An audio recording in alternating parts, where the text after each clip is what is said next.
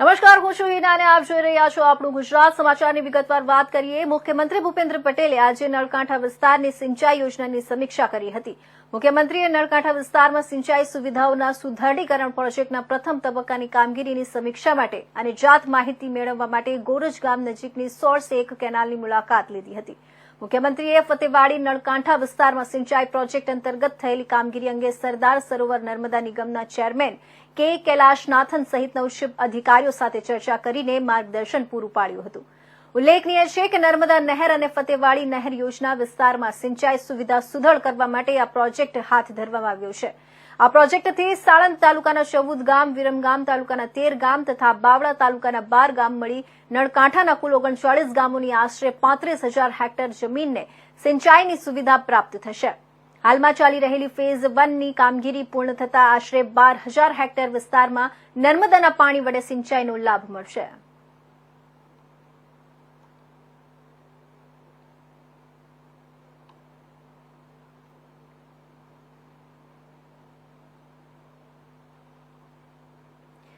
કચ્છ સરહદે 2 સુરક્ષા જવાનના મોત થતા અરેરાટી વ્યાપી ગઈ છે। મળતી વિગતો પ્રમાણે દલદલી વિસ્તારમાં પેટ્રોલિંગ સમયે ડિહાઇડ્રેશનના કારણે ઘટના બની હોવાનું જાણવા મળ્યું છે। નોંધનીય છે કે લખપત નજીકના અટ્ટાપટ્ટા ક્રીક વિસ્તારના પિલ્લર નંબર 1136 પાસે આ દુઃખદ બનાવ બન્યો છે। મળતી જાણકારી પ્રમાણે પેટ્રોલિંગ દરમિયાન 5 જવાનોને અસર થઈ હતી। આ 5 જવાનોમાંથી 1 જવાન અને અધિકારીનું મોત થયું હોવાનું સામે આવ્યું છે। નોંધનીય છે કે સુરક્ષા જવાનમાં શોકનું મોજું ફરી વળતા ભારે ગમગીન માહોલ જોવા મળી રહ્યો છે। જાણકારી પ્રમાણે બીએસએફ ઘટના અંગે વધુ તપાસ કરશે। આ સાથે બંને મૃતદેહ હાલ ભુજ સરકારી હોસ્પિટલમાં રાખવામાં આવ્યા છે। નોંધનીય છે કે સેનાના 2 જવાનો શહીદ થયા, ભારે શોકનો માહોલ જોવા મળી રહ્યો છે। કચ્છ સરહદ પર બીએસએફના 2 જવાન શહીદ થયા હોવાનું સામે આવ્યું છે। લખપત નજીક આવેલા બોર્ડર આઉટપોસ્ટ 1136 નજીક દલદલી ક્રીક પાસે આ ઘટના બની હતી। દલદલી ક્રીક નજીક પેટ્રોલિંગ દરમિયાન ક્રીકમાં ફસાઈ જતા પાણી ન મળવાના કારણે મોત થયા હોવાનું હોસ્પિટલ ચોકીના નિવેદનમાં જણાવાયું છે। ઉલ્લેખનીય છે કે બંને જવાનના મૃતદેહને તેમના વતન મોકલવામાં આવશે। 5 જવાનને ડિહાઇડ્રેશનની અસર થવા પામી હતી।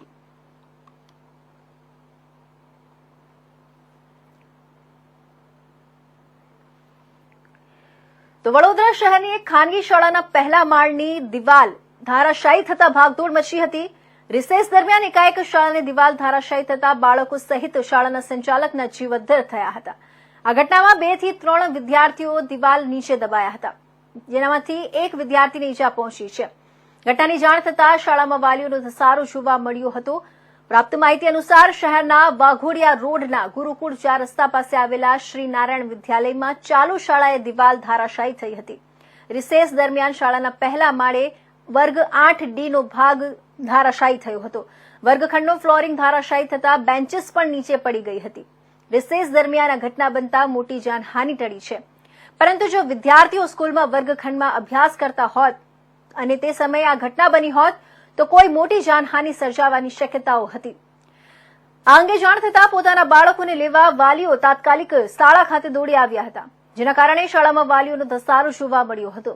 આ સાથે જ ફાયર બ્રિગેડ, તબીબો અને પોલીસ પણ શાળા ખાતે દોડી આવ્યા હતા। આ અંગે શાળાની આસપાસ રહેતા સ્થાનિકોએ જણાવ્યું હતું કે બપોરે 12 વાગ્યાની આસપાસ શાળાની રિસેસ દરમિયાન શાળાની દિવાલ અચાનક ધારાશાયી થઈ ગઈ હતી, જેથી અમે શાળાએ મદદ માટે દોડી આવ્યા હતા। શાળામાં દિવાલ પડતા 2 થી 3 છોકરાઓ તેની નીચે દબાઈ ગયા હતા। આ ઘટનામાં કોઈ વિદ્યાર્થીને ગંભીર ઇજાઓ નથી પહોંચી। આ શાળા 15 વર્ષ કરતા પણ વધુ જૂની છે। શાળાની ઇમારતમાં અનેક જગ્યાએ તિરાડો પડી ગઈ છે। આ અંગે અમે શાળાના સંચાલકોનું ધ્યાન પણ દોર્યું હતું, પણ તેમ છતાંય આ અંગે યોગ્ય નિર્ણય ન લેવામાં આવ્યો।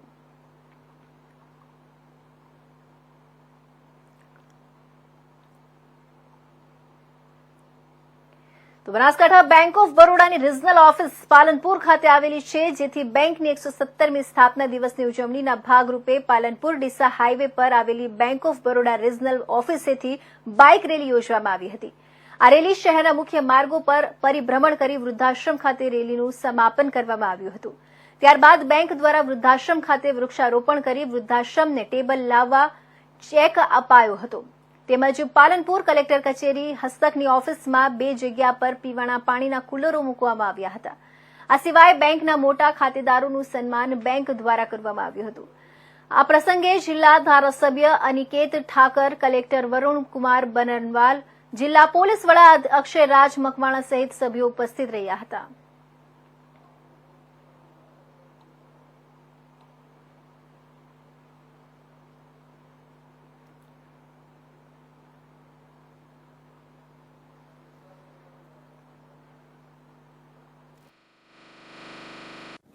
બેંક ઓફ બરોડાના 117માં સ્થાપના દિવસ બદલ ખૂબ ખૂબ અભિનંદન.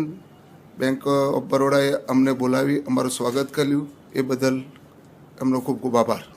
બરોડાનો 117માં સ્થાપના દિવસ નિમિત્તે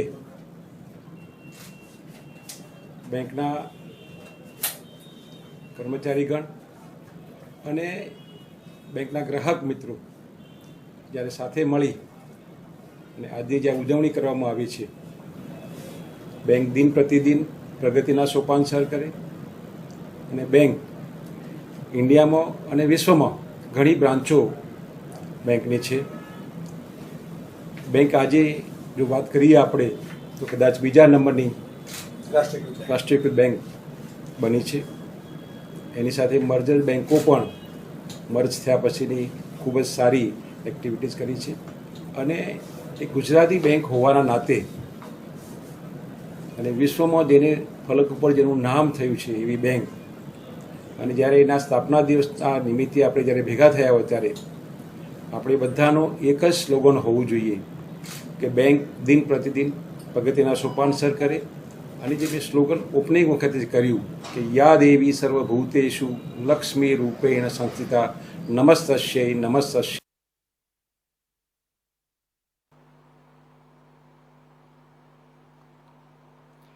1 જુલાઈના રોજ વડોદરાના મણિપુરા ગામમાં ચાંદીપુરા વાયરસથી 6 વર્ષના છોકરાનું મૃત્યુ થયું હતું, જે રાજ્યમાં પ્રથમ મૃત્યુ છે.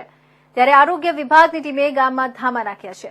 વડોદરાથી 40 કિલોમીટર દૂર આવેલા મણિપુરા ગામમાં 747 લોકોની વસ્તી સાથે મોટાભાગના લોકો માટીના ઝૂંપડા જેવા મકાનોમાં રહે છે. ચાંદીપુરાના કારણે ગામના એક બાળકનું મોત થયું હતું. બાળકનું મૃત્યુ 1 જુલાઈના રોજ થયું હતું. રિપોર્ટ આવ્યાને 17 દિવસ થઈ ગયા છે. ત્યારે તંત્રએ આ વાયરસને ક્યાંક છુપાવવાનો પ્રયાસ કર્યો છે. આજે આટલા દિવસો પછી આરોગ્ય વિભાગ જાગ્યું છે અને ગામમાં અનેક જગ્યાએ કામગીરી કરી રહી છે. આરોગ્ય વિભાગની ટીમોએ ગામમાં ધામા નાખ્યાના દ્રશ્યો જોવા મળી રહ્યા છે. મૃતક બાળકના પરિવારજનોએ જણાવ્યું હતું કે બાળકને આંચકીને કારણે નસો જકડાઈ ગઈ હતી અને તેની આંખોમાંથી આંસુ આવી ગયા હતા, જેથી તેને સારવાર માટે વડોદરાની સયાજી હોસ્પિટલમાં ખસેડવામાં આવ્યું હતું, જ્યાં તેનું તારીખ 1ના રોજ મોત થયું હતું. આથી આરોગ્ય વિભાગની 6 ટીમોએ મણિપુરા ગામમાં સર્વેની કામગીરી શરૂ કરી છે અને 3 ટીમ સ્ટેન્ડ બાય છે. આ ગામના 126 ઘરોમાં સર્વે કરવામાં આવ્યું છે, જેમાં મેલેથિયોન પાવડરનો છંટકાવ કરવામાં આવ્યો છે.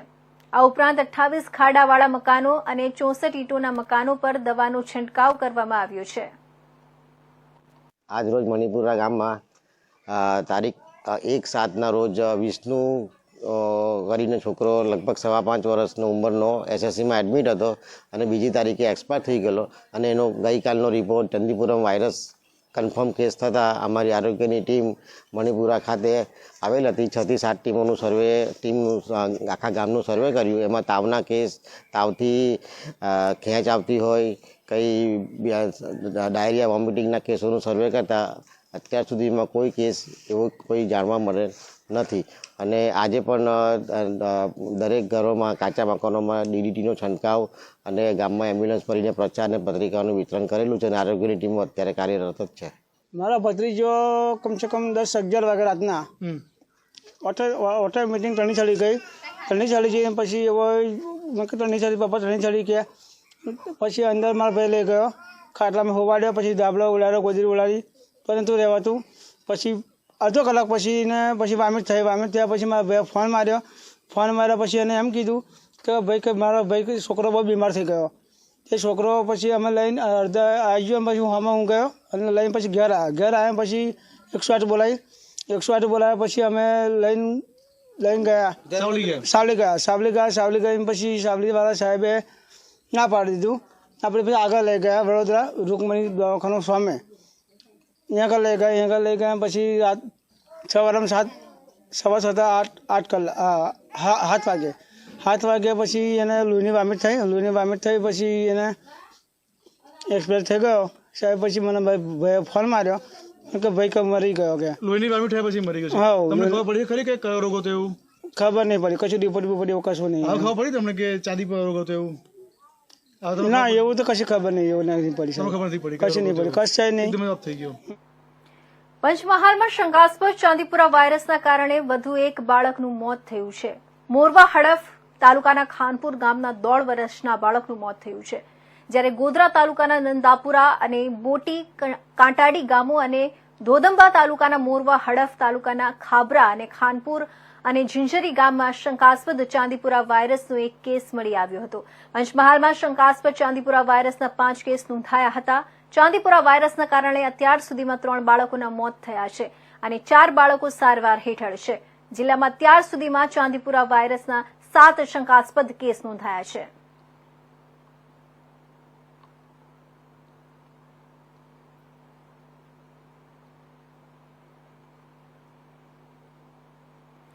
તો આ તરફ દ્વારકામાં 2 કલાકમાં જ 10 ઇંચ જેટલો વરસાદ ખાબકતા જળબંબાકારની સ્થિતિ જોવા મળી હતી. દ્વારકામાં 13 ઇંચથી વધુ વરસાદ ખાબક્યો હતો. દ્વારકા જિલ્લામાં ભાટિયા પાસે નદીમાં તણાયેલા 2 લોકોનું એનડીઆરએફ દ્વારા રેસ્ક્યુ કરવામાં આવ્યું છે. નીચાણવાળા વિસ્તારમાંથી કુલ 59 લોકોનું સલામત સ્થળે સ્થળાંતર કરવામાં આવ્યું છે. વીજળી પડતા 3 પશુના મોત થયા હતા, જ્યારે વરસાદને પગલે દ્વારકામાં કુલ 9 મકાનોને નુકસાન થયું છે. 20 જેટલા વીજપોલ તૂટી પડી ગયા હતા, જ્યારે 10 જેટલા રસ્તાઓ ભારે વરસાદને પગલે ધોવાઈ ગયા હતા. ખંભાળિયા, રાવલ તેમજ દ્વારકામાં અનેક સ્થળોએ ભારે વરસાદને પગલે મકાનમાં પાણી ઘૂસ્યા હતા. ભારે વરસાદને પગલે નીચાણવાળા વિસ્તારમાં રહેતા લોકોને સલામત સ્થળે ખસી જવા માટે સૂચના આપવામાં આવી છે. દ્વારકા જિલ્લામાં છેલ્લા 2 દિવસથી પડેલા ભારે વરસાદના પગલે નાની મોટી સિંચાઈ યોજનાઓ તેમજ નાના મોટા ડેમ ઓવરફ્લો થઈ જતા નીચાણવાળા વિસ્તારોમાં વસતા લોકોને સલામતી જાળવવા દેવભૂમિ દ્વારકા જિલ્લા કલેક્ટર જીટી પંડ્યાએ અપીલ કરી હતી.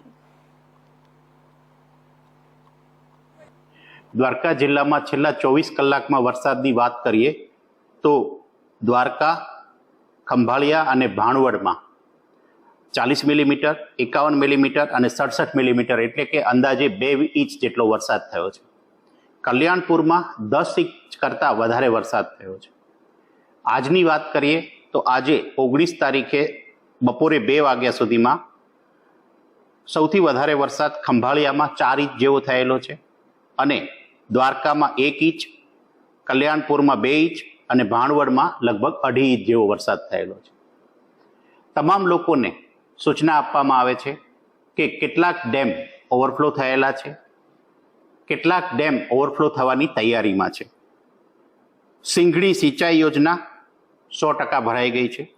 મહાદેવિયા સિંચાઈ યોજના, કંડોરણા સિંચાઈ યોજના, સિંહણ નાની યોજના લગભગ સંપૂર્ણ ભરાઈ જવામાં આવી છે. આવા સંજોગોમાં એની આસપાસમાં રહેતા લોકોને વિનંતી છે કે જે નીચાણવાળા વિસ્તાર છે, જ્યાં પાણી ભરાયેલું છે, ડેમની ઉપર જઈને સેલ્ફી લેવા માટેનો પ્રયત્ન ના કરે. અત્યારે વરસાદ ચાલુ છે. તાજેતરમાં વરસાદ પડેલો છે કે જેથી આસપાસની જગ્યા પર સ્લીપરી હોય છે, લપસી જવાય તેવું વાતાવરણ હોય છે. તમામ લોકોને સૂચના આપવામાં આવે છે કે આ જે ડેમ છે એમની આસપાસ જે લોકો રહે છે તેમણે ડેમની નજીક ના જાય. તેમજ જે ડેમ ઓવરફ્લો થઈ રહ્યા છે, જે નાની સિંચાઈ યોજનામાં તળાવો ઓવરફ્લો થઈ રહ્યા છે અને નાના કોઝવે કે ચેકડેમ પરથી જે પાણી પસાર થઈ રહ્યું છે ત્યાંથી વાહન ક્રોસ કરવાનો પ્રયત્ન ના કરે. જે જગ્યાએ રોડ પરથી પાણી પસાર થઈ રહ્યા છે, કોઝવે પરથી પાણી પસાર થઈ રહ્યા છે, ત્યાં પોલીસ અને હોમગાર્ડની વ્યવસ્થા કરેલી છે કે જેથી કોઈ લોકો ચાલુ વરસાદે કે જ્યારે ઓવરફ્લો વધારે થતું હોય ત્યારે કોઈ વાહન ન નીકળે. પણ લોકોને પણ ખાસ અપીલ છે કે આવા સંજોગોમાં કોઝવે કે રોડ ક્રોસ કરવાનો પ્રયત્ન ના કરે, જે જીવલેણ નીવડી શકે છે.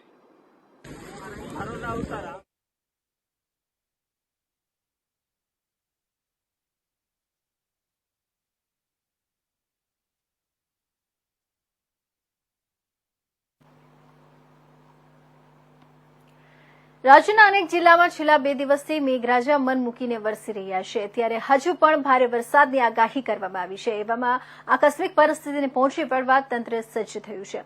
9 જિલ્લામાં એનડીઆરએફની ટીમ તૈનાત કરવામાં આવી છે, જેમાં દ્વારકામાં 2, નર્મદા, કચ્છ, વલસાડમાં એક ટીમ સ્ટેન્ડ બાય રખાઈ છે. તો જૂનાગઢ, ભાવનગર, અમરેલી, સુરત અને ગીર સોમનાથ જિલ્લામાં પણ એક એનડીઆરએફની ટીમ સ્ટેન્ડ બાય રાખવામાં આવી છે. દેવકા નદી, વેરાવળના કેટલાક વિસ્તારોમાં પાણી છલકાયા છે. વોર્ડ નંબર 1 ની કેટલીક સોસાયટીઓ સહિત ભાલકા રોડ વિસ્તારના લોકોમાં ઘરોમાં પાણી ઘૂસી ગયા છે. ડ્રેનેજની વ્યવસ્થાના અભાવે રહીશોએ નારાજગી વ્યક્ત કરી હતી.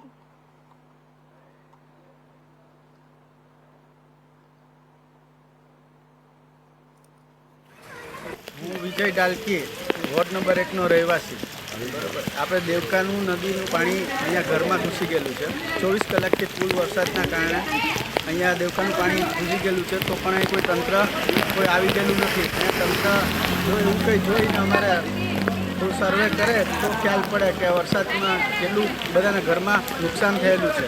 એ જરા જોઈને તંત્ર સાથે અપીલ કરું છું. છેલ્લા 24 કલાકથી અવિરત વરસાદને કારણે 16 ઇંચથી ઉપર વરસાદ પડ્યો છે. અમારા વિસ્તારમાં ફૂલ પાણી આવી ગયું છે દેવકા નદીનું, અને અત્યારે ટોટલ ઘરોમાં પાણી ભરી ગયું છે, તમે જોઈ શકો છો. એટલે સરકાર દ્વારા અને તંત્ર દ્વારા કોઈ પણ જાતની સહાય કે પાણીનો નિકાલની કોઈ વ્યવસ્થા થઈ શકતી નથી. અહીંયા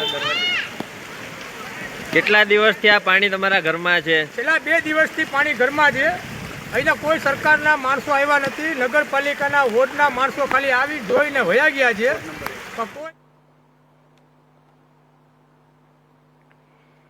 તો આગળ વાત કરીએ, સૌરાષ્ટ્રમાં ભારે વરસાદ આફતરૂપ બની રહ્યો છે. વરસાદ અને પાણી ભરાવાના કારણે સ્ટેટના 7 પંચાયત હસ્તકના 168 રસ્તાઓ બંધ કરવામાં આવ્યા છે.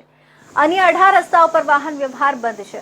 સૌથી વધુ જૂનાગઢ જિલ્લાના 83 રસ્તાઓ બંધ કરવામાં આવ્યા છે. પોરબંદર જિલ્લાના 76 રસ્તાઓ બંધ, રાજકોટ જિલ્લાના 8 રસ્તાઓ બંધ છે. ભારે વરસાદથી 43 ગામડાનો વીજ પુરવઠો ખોરવાયો છે. દેવભૂમિ દ્વારકાના 24 ગામનો વીજ પુરવઠો ખોરવાયો છે. પોરબંદર જિલ્લાના 9 ગામમાં વીજ પુરવઠો ખોરવાયો છે. જૂનાગઢ જિલ્લામાં 4 ગામમાં વીજળી ગુલ થઈ ગઈ છે. તો ઉર્જા વિભાગ તરફથી રિપેરિંગની કામગીરી થઈ રહી છે. સૌરાષ્ટ્રને મેઘરાજા ઘમરોડી રહ્યા છે. સૌરાષ્ટ્રના કેટલાક જિલ્લામાં મેઘ તાંડવની સ્થિતિ છે. ખાસ કરીને દેવભૂમિ દ્વારકામાં ભારે વરસાદ વરસી રહ્યો છે, જેના કારણે અનેક વિસ્તારમાં પાણી ભરાઈ ચૂક્યા છે. લાલપુર, જામજોધપુરમાં વરસેલા વરસાદથી પાણી થઈ ગયું છે. જામનગરના દરેક નજીકના અડધું ખોડિયાર મંદિર પાણીમાં ગરકાવ થઈ ગયું છે.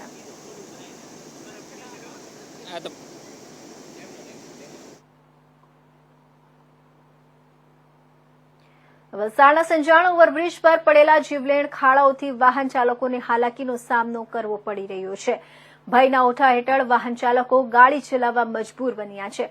વલસાડના સંજાણ રોડ ઓવરબ્રિજ ઉપર ઉમરગામ તરફ ઉતરતી વેળાએ સંજાણ રોડ ઓવરબ્રિજના એપ્રોચ પાસે પડેલા જીવલેણ ખાડામાં વરસાદી પાણી ભરાયેલું રહેતું હોવાના કારણે વાહન ચાલકોના વાહનો ક્ષતિગ્રસ્ત થઈ ગયા છે, જેમાં વાહનોની એક્સેલ અને પાટાઓ તૂટવા, ટાયર ફાટવા, પંચર પડવા જેવા બનાવો બની રહ્યા છે. સદર ખાડા બાબતે એક વાહન ચાલક ભોગ બનતા પોતાની વેદના દર્શાવી હતી.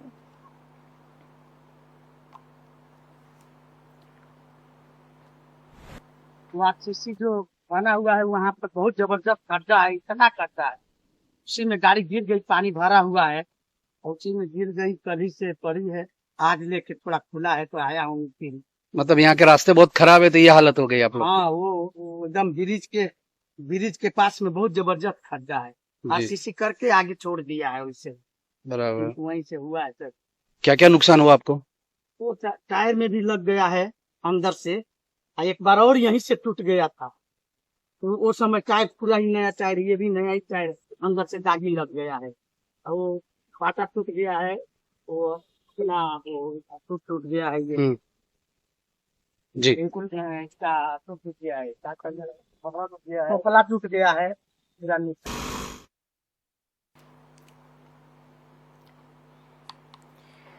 તો વાત કરીએ, રાજકોટ જિલ્લાના ધોરાજીમાં વરસાદના કારણે રસ્તાઓ ધોવાઈ ગયા છે. જૂનાગઢ રોડ, જેતપુર રોડ અને ધોરાજીના જૂના ઉપલેટા રોડ પર મોટા ખાડા પડી ગયા છે. રસ્તાઓ પર પથ્થરો પડવાથી વાહન ચાલકોને મુશ્કેલી પડી રહી છે. વરસાદી પાણીના કારણે રોડ પર ખાડાઓ ભરાઈ જતા વાહન ચાલકોને વાહન ચલાવવું મુશ્કેલ બન્યું હતું. રસ્તા પરના ખાડાઓના કારણે સ્થાનિક લોકોને અકસ્માતનો ભય સતાવી રહ્યો છે. ધોરાજીમાં ગઈકાલે જે 2 દિવસથી વરસાદ પડે છે, 2, 4, 5 ઇંચ વરસાદ પડ્યો, પણ એમાં તમામ ધોરાજીના 3 રસ્તા મેન મુખ્ય માર્ગો કે જે ધોરાજીના જીવાદોરી સમાન છે, Jetpur road, Junagadh road, Upleta road, એટલી હવે બિસ્માર હાલતમાં થઈ ગયા છે કે મોટા મોટા ખાડા પડી ગયા છે.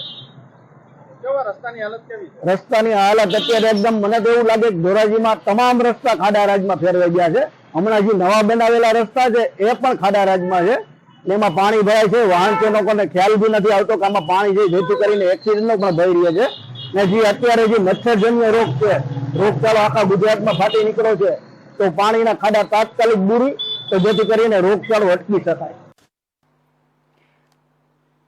રાજ્યમાં રાજ્યભરમાં મહાનગરોથી માંડીને ગામડાઓ સુધી રેડિયાળ પશુઓનો પેચીદો પ્રશ્ન એ કોઈ નવો પ્રશ્ન નથી.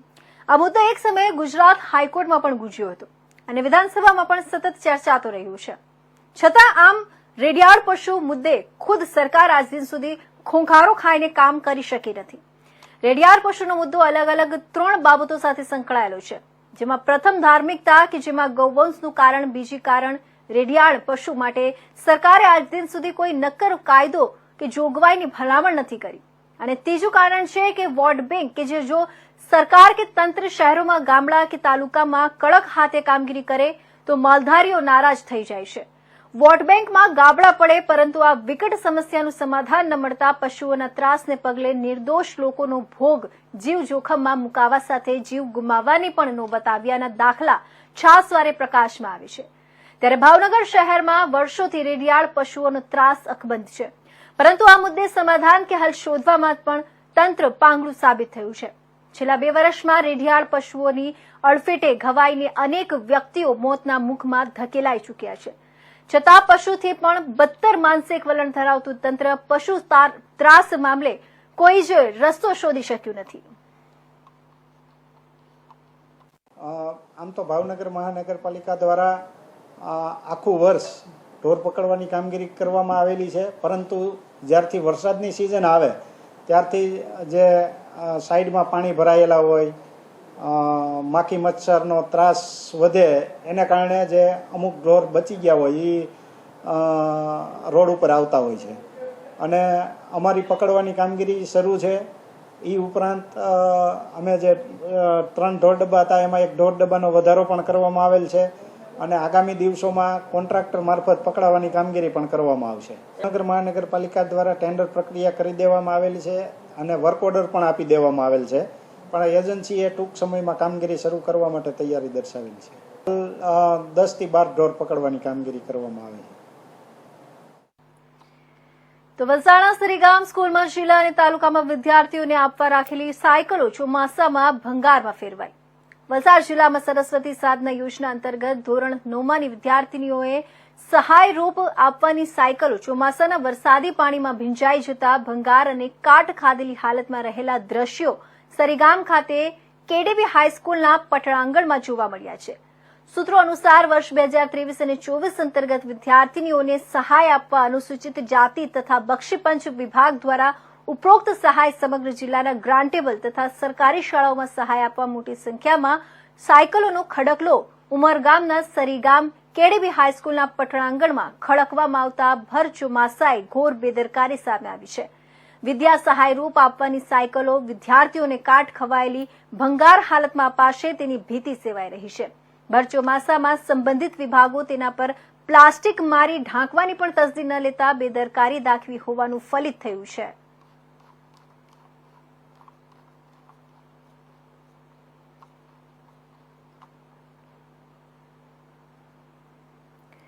તો આ તરફ સામાજિક અને ન્યાય અધિકારીતા વિભાગ અને આદિજાતિ વિભાગ દ્વારા સરસ્વતી સાધના યોજના હેઠળ ધોરણ 9માં અભ્યાસ કરતી દીકરીઓ ઘરેથી શાળા સુધી સાયકલ પર જાય અને ડ્રોપઆઉટ રેશિયોમાં ઘટાડો થાય તે માટે સત્ર શરૂ થાય ત્યારે વિદ્યાર્થીનીઓને સાયકલનું વિતરણ કરવામાં આવ્યું છે. 2023માં ધોરણ 9ની વિદ્યાર્થીનીઓને વિતરણ કરવાની સાયકલો ધૂળ ખાઈ રહી છે અને વરસાદમાં ખરાબ થઈ રહી છે. અહીં જોવા મળતું આ સાયકલોનું કોઈ ગોડાઉન નથી, પરંતુ કુમાર છાત્રાલયના મેદાનમાં પડેલી ધોરણ 9ની વિદ્યાર્થીનીઓને આપવા માટે તૈયાર કરાયેલી આ સાયકલો છે.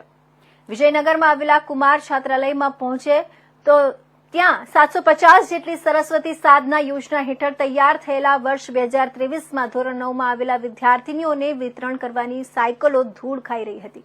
ધોરણ 9ની જે વિદ્યાર્થીનીઓને આ સાયકલ આપવાની હતી તે વિદ્યાર્થીનીઓ અત્યારે ધોરણ 10માં આવી ગઈ છે, પરંતુ હજુ સુધી વિદ્યાર્થીનીઓને સાયકલ વિતરણ કરવામાં નથી આવી.